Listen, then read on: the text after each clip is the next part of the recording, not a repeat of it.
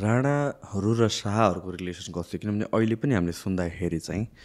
Specially म्यारेजको केसमा अहिले पनि छ भनेर भन्छ त्यो जेनेरेसनल होइन पहिलादेखि नै अब तपाईँले अलिकता त तपाईँले भन्नुभएको थियो कसरी बिहाको कुरा सुरु भयो तर त्यो बाहेक पनि रिलेसन्सको डाइनामिक्स कस्तो अब यसलाई दुईवटा एङ्गलले हेर्छु मैले पहिलो एङ्गल ट्रेडिसनल एङ्गल भने कुँवरहरू जो पछि राणा भए कुँवरहरू चाहिँ नि राजपुतानादेखि आएर गोर्खामा शाह वंशको सेवक भएर सुरु गरे सेवक इन द सेन्स कि कुँवरहरूको चाहिँ मैले बुझेअनुसार फ्रम ऐराम कुँवर र उहाँभन्दा माथि पनि कुँवरहरू चाहिँ नि राजाको भाइ खलक राजपुताना भनेपछि हाम्रा पुर्खाहरू ऐराम कुँवर रामकृष्ण कुँवरका भाइहरू जयकृष्ण अम्बरसिंह कुँवरहरू सब लडाकु देवर वारियर्स र चाहिँ नि गोर्खाको फौजलाई तालिम गर्ने काममा कुँवरहरू लागे ऐराम कुँवर रामकृष्ण कुँवरहरू जयकृष्ण अमरसिंह ऐरामले सुरु गरे होलान् गोर्खामा अनि ऐरामका छोराहरू पनि बाउकै पेसा भनेपछि ऐरामको ऱ्याङ्क के थियो खुल्या छैन तर मलाई जहाँसम्म लाग्छ he was also instructor to the Gorkha army गोर्खाको फौजको तालिमी किनकि रामकृष्ण कुँवर यङ एजमै maybe after the death of Airam Kunwar मेरो सोचाइमा ऐराम कुँवरको टाइटल जेठा बुढा जुन रामकृष्ण कुँवरले अर्ली पार्ट रामकृष्ण कुँवरको सुरु गर्दाखेरि हामीले जेठा बुढा रामकृष्ण कुँवर पछि सरदार भने जेठा बुढा भन्यो सुन्दाखेरि जेठा बुढा भने त बुढापाका रिटायर भएकाहरूलाई जेठा बुढा भन्लान् भन्ठानेको जेठा बुढा भनेपछि अर्कोमा पनि त्यो टाइटल जोड्या मैले देखाएको छु अनि जेठा बुढा भनेको चाहिँ इन्स्ट्रक्टर तैँले ऐराम कुँवर मरेपछि रामकृष्ण कुँवरलाई त्यो title he inherited that title र रामकृष्ण कुँवरले लडाइँ भिडाइ गर्न सिकाउने भनेपछि घोडा चढेर धनु हान्ने तरबार हान्ने खुकुरी चलाउने धनुकाँड हान्ने बन्दुक हान्ने पनि गर्ने भए भनेपछि कुँवरहरू इन्स्ट्रक्टर आर्मीको इन्स्ट्रक्टर माने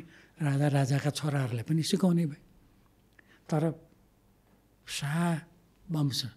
र शाहहरूले बिहा गर्ने भने पनि अरू 22-24का राजाका छोरीहरू आफ्नो छोरीहरू उता दिने उताको छोरीहरू आफू बिहार त्यस्तै नरभूपाल शाहको 3टा रानीहरू एउटा पाल्पाको एउटा तनहुको अर्को चाहिँ कहाँ मैले याद गरिन् जे होस् राजाहरूकै छोरीहरू बिहार्ने भनेपछि शाहहरू राजाहरू मालिक भए खास गरी अब पृथ्वीनारायण शाह ऐराम कुँवर रामकृष्ण कुँवरहरूको नाता भने मालिक र नोकरै भयो कर्मचारी उहाँको सेनालाई तालिम गर्ने इन्स्ट्रक्टर अब पछि गएर रामकृष्ण कुँवर जयकृष्ण अमरसिंह पछि पनि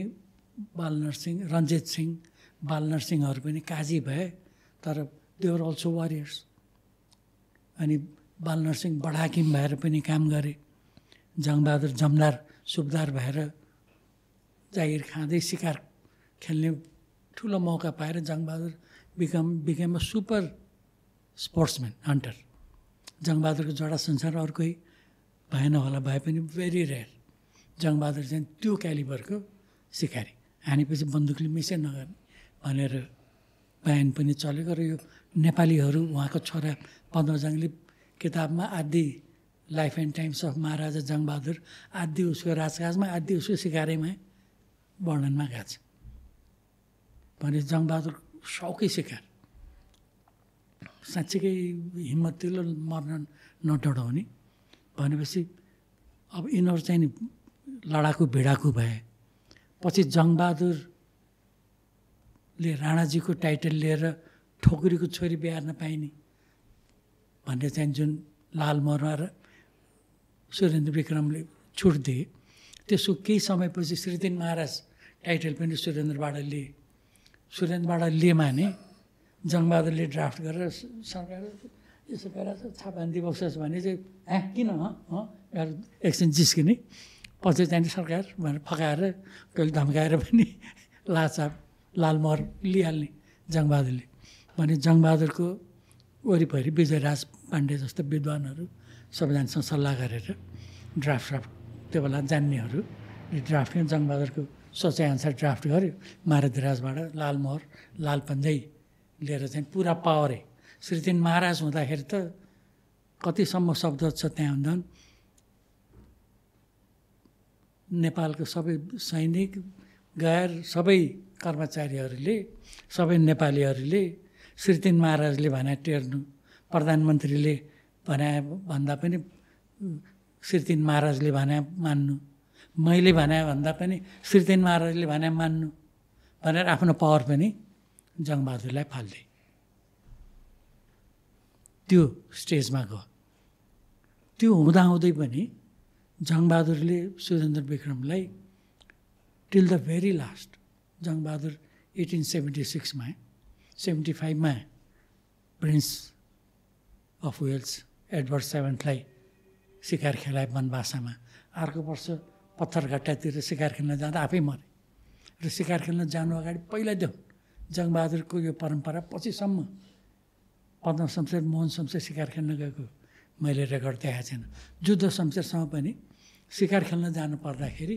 जुद्ध शमशेर जसले राजालाई मान्छे गन्थेन, त्रिभुवनलाई गाली नै गर्ने, त्यही पनि त्यो जङ्गबहादुरले राख्दा परम्परा। काठमाडौँ बाहिर जानु पर्दाखेरि राजाको स्वीकृति लिएर जानु पर्यो। राजालाई गएर दर्शन गरेर सलाम ठोकेर दाम राखेर सरकार सिकार खेल्न केही 3 महिना जति बाहिर जाँदैछु, बिदा हुन आएको भनेपछि ल जाऊ भनेपछि मात्रै जाने। जङ्गबहादुर लास्ट टाइम पत्थरघट्टाको सिकार जानु अगाडि हनुमान ढोका गइकन उहाँलाई कहाँ अब म फर्किन्छु कि फर्किन्न भन्ने पनि जानकारी छ जङ्गबहादुरलाई। सुरेन्द्रलाई माथि बैठक कोठाबाट आफ्नै काँधमा बोकेर भर्याङ ओह्रालेर बगैँचा वरिपरि सारा घुमाएर अनि फेरि पछि माथि पुऱ्याएर सरकार पछि के हुन्छ बिदा पाम भनेर दाम राखेर दर्शन गरेर बिदा भएर गएको छ। त्यो सारा सुरेन्द्रको श्री 5 महाराज धिराज संस्थाको विष्णु अवतारको त्यो विष्णुको पावर जति सब मैले भने पनि टेर्नु पर्दैन, श्रीदेन महाराजले भने टेर्नु भने जस्तो सबरेन राइटै जङ्गबहादुरले लिइसकेको छ। जुन उसले लिएको कुरा पछि उसका दरसन्तान 104 वर्ष श्रीदेन महाराजले कन्ट्रोल गरेर अल पावर राणा प्रधानमन्त्री, तर मालिक विष्णु अवतार शाहवंश नै। सुरेन्द्र विक्रमलाई जङ्गबहादुरले मर्न जानु अगाडि सुत्ता बोकेर एज अ सर्भेन्ट, त्यो पनि तल्लो चाहिँ बोक्नेलाई एउटा शब्दै छ। त्यो तहमा 8 परिया बैठके सरक हो, भर्चुअल नोकर सरको चाहिँ नि बिहेभ आफू त्यो तल्लो नोकर हुँ, हजुर भने मेरो मालिक अन्नदाता। जङ्गबहादुरको भाषै पछि अन्नदाता,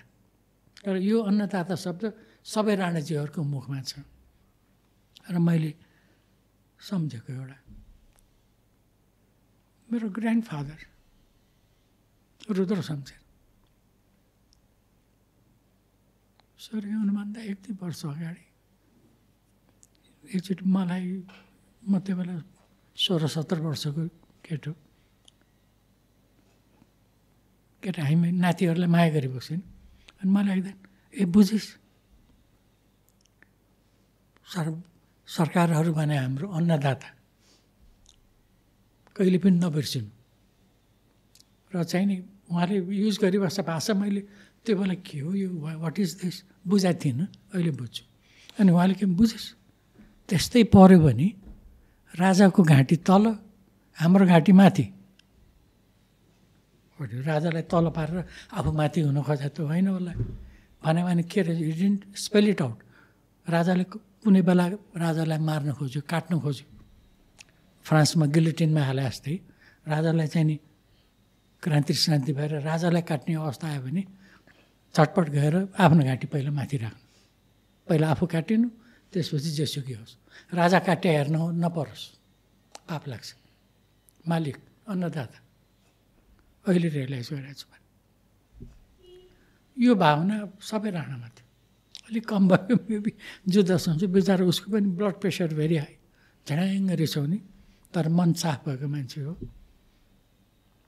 त्रिभुवन सरकारलाई गाली गर्ने अनि तुरुन्तै माफी मागेर पनि चिठी पठाउने। र जङ्गबहादुरले जुन ट्रेडिसन सुरु गर्यो, भर्चुअली अन्नदाता मालिक, हामी भने नोकर भन्ने चाहिँ हुँदा त्यहाँबाट सुरु भएको। तर त्यही राजाको छोरीहरू, जङ्गबहादुरको 2टा छोराले एउटा बिहा गरे र जङ्गबहादुरको 2टा छोरी राजाको छोरालाई बिहा गरे, तरलोकी विक्रम वलियत महाराज र उहाँको छोरा पृथ्वी विक्रम भने सुरेन्द्र विक्रमको पनि नाति, जङ्गबहादुरको पनि नाति भए पनि र बिहा गर्न छुट भए पनि, तर हामी भने नोकर, उहाँहरू भने मालिक भने त्यो चाहिँ नि राणाहरूले कहिले पनि बिर्सेन। र पछिसम्म चन्द्र शमशेरको टाइममा उहाँको 3टा छोराहरूले, त्रिभुवन सरकारको 3टा छोरी केशर शमशेर, सिंह शमशेर र कृष्ण शमशेरले बिहा गरेर त्रिभुवन सरकारको कान्छी बहिनी चाहिँ नि सुर शमशेर, ज्ञानेन्द्र शमशेरको कान्छा छोरा मेरो काकाले बिहा गरिबक्छ। र उहाँहरूलाई पछि मैले आफैले सुर शमशेर बुवा र स्याहाजेदी सरकारलाई हरेक बेलुकी गएर घोडामै ढोग्ने हामी केटाकेटीहरू लाइन लगाएर गएर ढोगेर आएको म अहिले पनि जल्दी सम्झिन्छु। भनेपछि स्याहाजेदी सरकार भने सुर शमशेर बुवा नोकर, उहाँ भने मालिक। हामीले ऊ भने आफ्नै काका, तर स्याहाजेदी सरकार भने त रोयल फ्यामिली, मालिक होला भने त्यो किसिमको डिस्टिङसन राखिरहन्थ्यो। हरेक राणाले अलिकति पनि त्यो बुद्धि भएको राणाले हामी भने नोकरै हो, उहाँहरू मालिक हुन् र उहाँहरूको अन्न खाएर उहाँहरूको कृपाले हामी जे छौँ त्यो छौँ, all because of their blessings. त्यो कुरा बिर्सिनु हुन्न। राणा र ठकुरीको, शाहहरूको, खास गरी राजखलको यो सम्बन्ध चाहिँ आई थिङ्क स्टिल प्रिभेल्स। र मैले त्यसैले कमेन्ट पनि गर्थेँ त्यो बेला, जुन बेला धीरेन्द्र सरकारको टाइटलले खोसियो र उहाँकै श्रीमती प्रेक्षा राजलक्ष्मी राणा शाह, अनि मैले त्यो बेला अचम्म कुरा,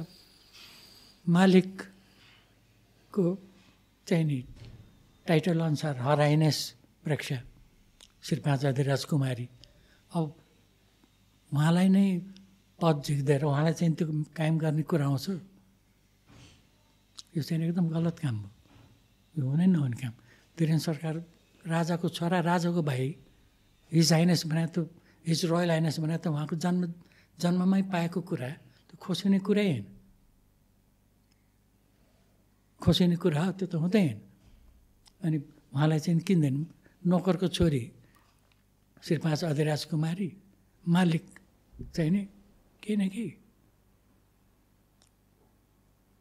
त्यसले यो चाहिँ हाम्रो परम्परा विरुद्ध भयो है,